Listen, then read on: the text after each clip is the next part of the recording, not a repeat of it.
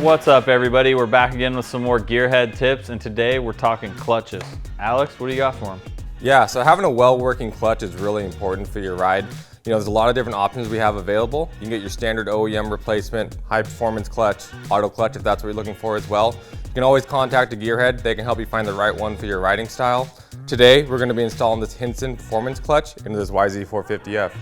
And now is a perfect time to install a new hour meter if you haven't already to keep track of those service intervals.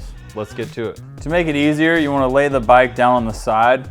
I prefer to use the stand and actually lay it on the triple clamp bolts rather than the end of the bar. That way you're not putting stress on your bars. First thing you want to do is get your brake pedal out of the way. That's where that spring pullover will come in handy. I like to use a cordless impact for more efficiency and quicker removal of the bolts. One thing you can do when removing the cover is leave the bolts in nice and loose, and that way when you pull it out, you're gonna know which ones were the longer ones, which ones were the shorter ones, and it'll help with putting it back in there. Next step is when you're loosening the basket, you wanna make sure to go in star pattern and loosen them slowly like you would lug nuts on your car wheel. This is the same for when you put them back on. Get yourself a nice set of picks, and that way when you're pulling the plates out, makes it way quicker and way easier to grab onto all of them. Now is a good time to inspect your basket. You want to check these edges here. If there's a ton of notching, that's going to be something that you're going to want to replace.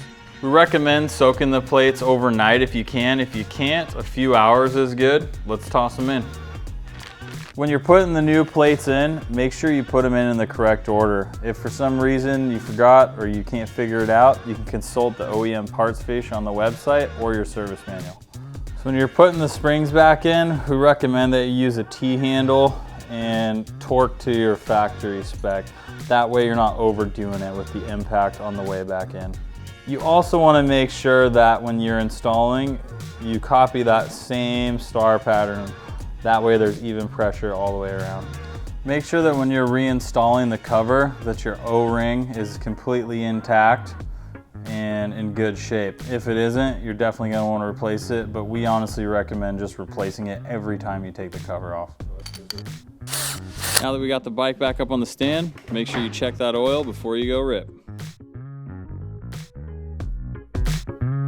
Thanks for watching. For more information about parts and tools used in this episode, visit MotoSport.com or chat with a Gearhead. And don't forget to subscribe to our channel for more great tips.